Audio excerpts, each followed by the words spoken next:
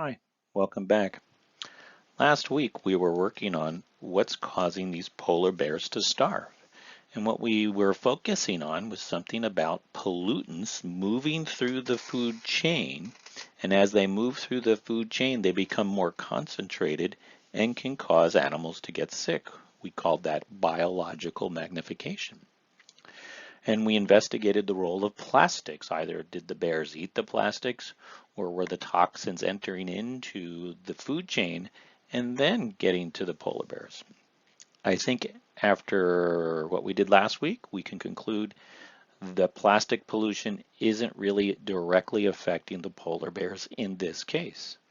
So let's take a look at maybe it's what a polar bear is eating that may be causing them to starve, or maybe the lack thereof. So polar bears are the top carnivores in the Arctic, and they do all of their hunting and catching on the sea ice of the Arctic. Now their number one prey is something called the ring seal.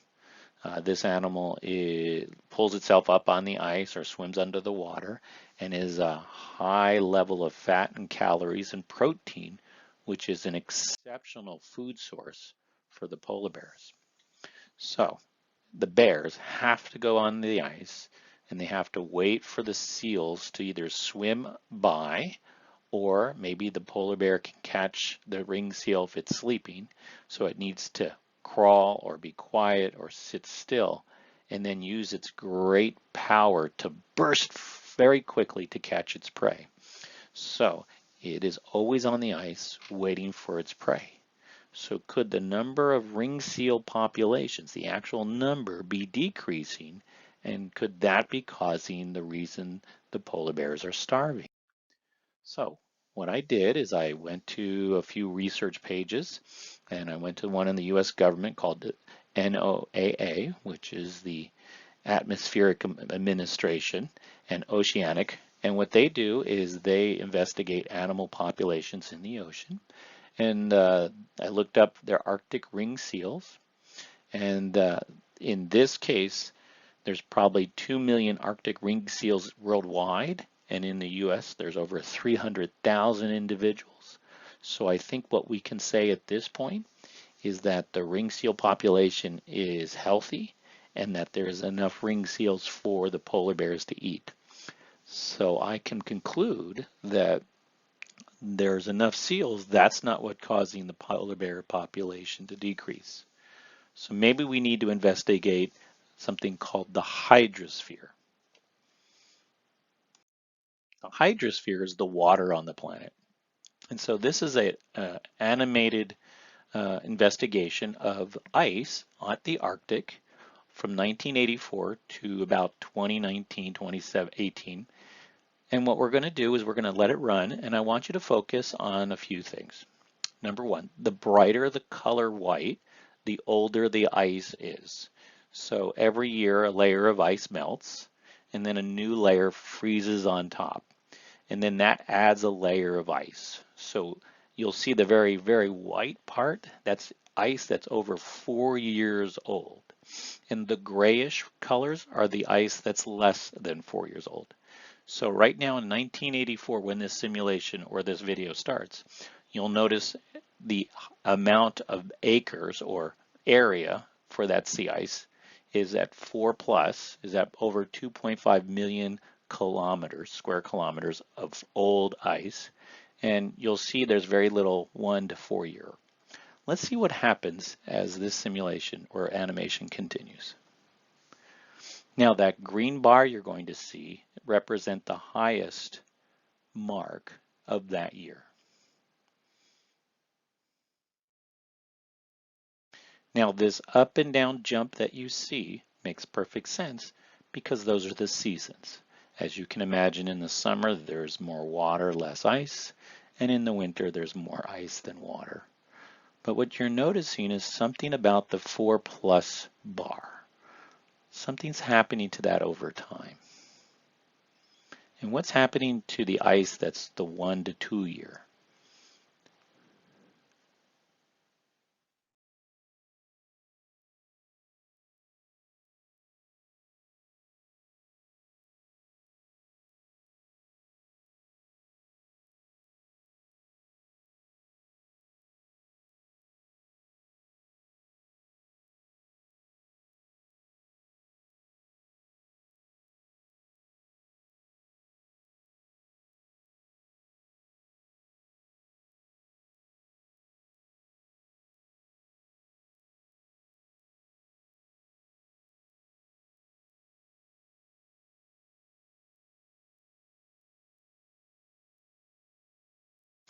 So in 2016, you can see that the ice at the 4 plus has actually decreased and is less than the one that started at 1 to 2 years.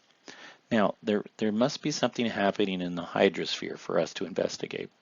And so what I want to do is have you begin an activity where we can measure the area of ice patterns. Scientists have collected the data for us, and we're just going to create a graph to compare them. Because the seals live on ice and the polar bears have to hunt on the ice, and as you can see, the ice isn't always there, could this be the reason that the polar bears are starving? So once you get a second, stop the video. You're going to open Google Classroom and open Google Sheets. And what I'd like you to do is to create a chart comparing September of 1979, the area of ice at that time, to September of 2019. And let's see what has happened. There's a couple of questions for you to answer. Once you've answered them, go ahead and return back to the video and then start it up again. Welcome back. This next set of slides is going to look at the polar bear and how much energy it takes to stay alive. So I have a podcast for you.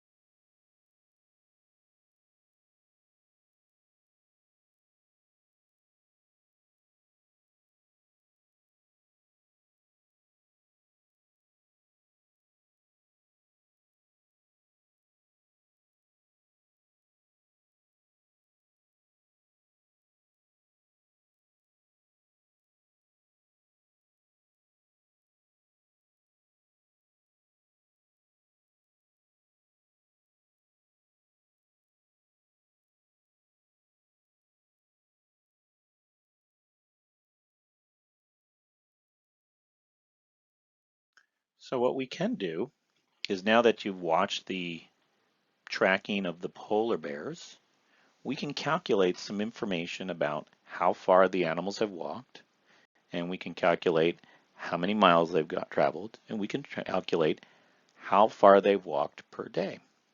So once you're done, you're going to stop the video. You'll probably have to go back and look at the data below, and here you will take the information and fill in the second part of that Google spreadsheet, bear walking, and figure out how far did the bears walk. There'll be some questions that you need to answer, and when you're done, return back to the video. Welcome back. So this is the hydrosphere. Could it be that something is happening to the temperature of the water or the temperature of the air that could be affecting the ice? A little experiment you can do is going to take, you need 2 identical cups, fill them up with the same amount of water, and you'll need 2 ice cubes. Place an ice cube in each of the cups. Leave 1 ice cube in the water on the counter, and then take the other one, and place it in your refrigerator.